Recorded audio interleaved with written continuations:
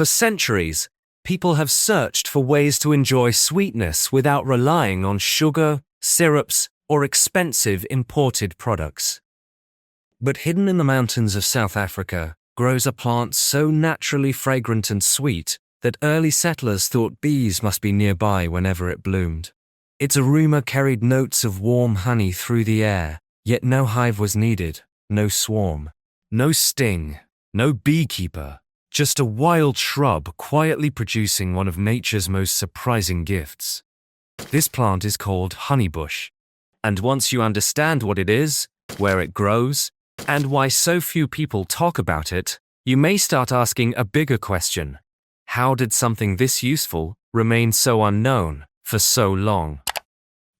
Honeybush is not a gimmick, a lab-made sweetener, or an artificial flavoring designed to imitate nature. It is a real flowering shrub native to South Africa, belonging to the Cyclopea genus, and it has existed long before modern wellness brands ever discovered it. Found mainly in the Cape regions, honeybush grows across rugged mountains, rocky slopes, and coastal hillsides, where many commercial crops would struggle to survive. Instead of depending on rich farmland, constant irrigation, or heavy maintenance, this plant adapted itself to harsh environments over centuries, making it naturally resilient and surprisingly low maintenance. Its name comes from the unmistakable scent of its blossoms. When honeybush flowers bloom, they produce bright yellow petals, with an aroma often compared to warm honey, nectar, and sweet florals drifting through the wind. Early travelers reportedly noticed the smell before they even knew what plant produced it. Imagine walking through a dry mountain path and suddenly catching the fragrance of honey with no beehive anywhere in sight. That unique perfume is what gave honeybush its identity and helped it stand out among countless other wild plants. For generations, local communities harvested the stems, leaves, and flowers to make herbal tea. The plant material was cut, bruised, dried, and sometimes lightly fermented or oxidized to deepen the flavor and rich amber color.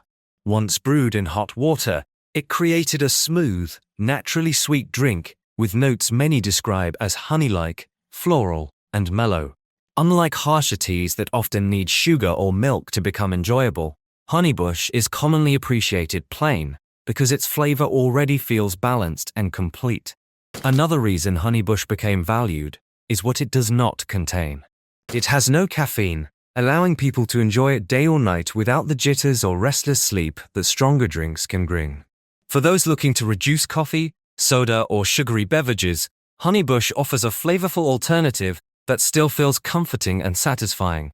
That rare combination of sweetness, resilience, and simplicity is why honeybush has quietly built loyal fans around the world without ever needing the hype of mainstream drinks. But to understand why some people call it infinite honey without a single bee, we need to begin with the scent. When honeybush blooms, it produces bright yellow flowers with a fragrance often compared to warm honey and nectar. This is where the name comes from. Travelers and harvesters reportedly noticed the sweet smell drifting through the landscape long before modern branding ever existed. The scent was so distinctive that the plant named itself.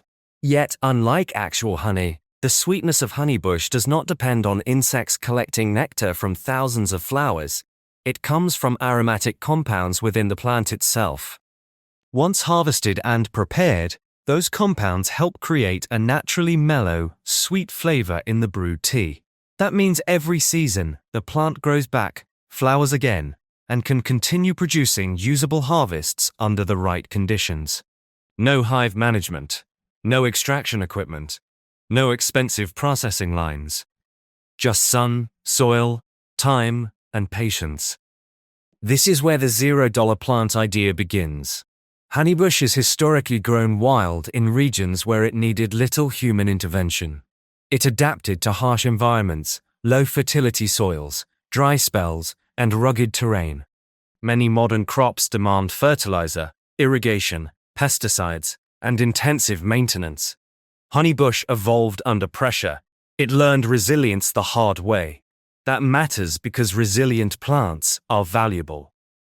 They can lower input costs, reduce labor, and survive where fussier species fail.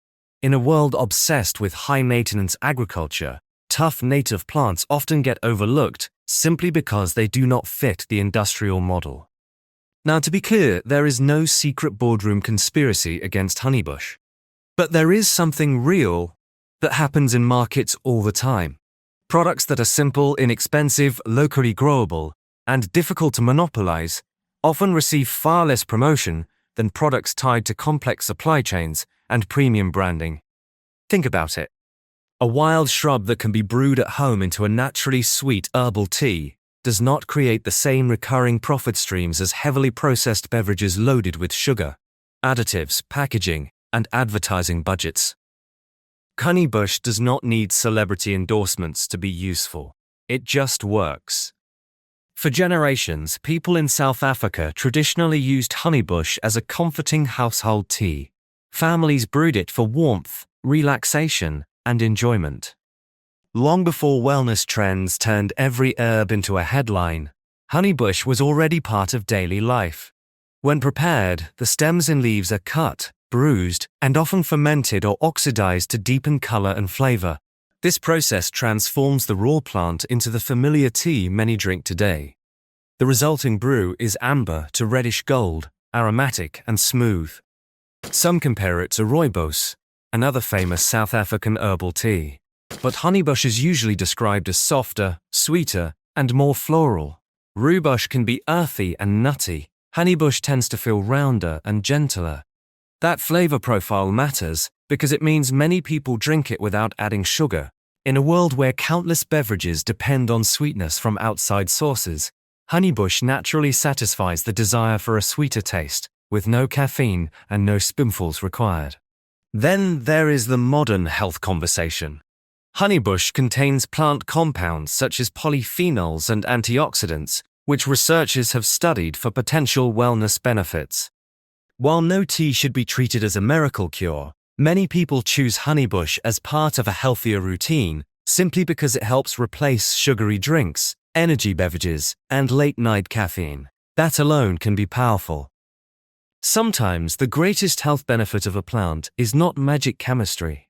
Sometimes it is what the plant helps you stop consuming. Replace one soda with tea each day. Replace one sleepless night caused by caffeine with a calmer evening ritual. Replace one expensive flavored drink with something simple and natural. Over time, those choices add up. Honeybush also fits beautifully into modern lifestyles because it is flexible. Drink it hot in the morning for a smooth and gentle start to the day. Brew it strong and pour it over ice in summer for a refreshing caffeine-free drink. Blend it with cinnamon, vanilla, ginger, or lemon for extra depth and warmth. Use it as a base for homemade lattes, simmer it into syrups, or infuse it into desserts like cakes, custards, and oatmeal. Even people who do not normally enjoy tea often find honeybush approachable because of its naturally mild sweetness and comforting flavor. Its versatility also makes it practical for people trying to build healthier routines without feeling restricted. Small changes like replacing one daily beverage with something simpler can become meaningful over time, which is why many wellness-minded consumers are beginning to rediscover it. And if you grow plants, its story gets even more interesting. Honeybush reminds us that some of the most valuable species are not always the loudest or most famous. They are the plants adapted to real environments, carrying generations of practical use, waiting outside the mainstream spotlight. Too often, attention goes to exotic trends and heavily marketed crops, while hardy traditional plants are ignored. Too often, people assume value must come in shiny packaging. But value can also grow quietly on a hillside. Imagine discovering that one shrub could provide fragrant tea year after year, ask for little, and connect you to centuries of traditional knowledge. That changes how you see abundance. Not all abundance comes in jars. Not all sweetness comes from bees. Not all treasure is expensive. Remember the shrub growing in the South African mountains. A plant with flowers that smell like honey, a tea with natural sweetness, a tradition older than modern marketing. And a reminder that sometimes the richest discoveries cost almost nothing at all. So hit that subscribe button and ring the bell so you never miss a video from Gardening Discovery.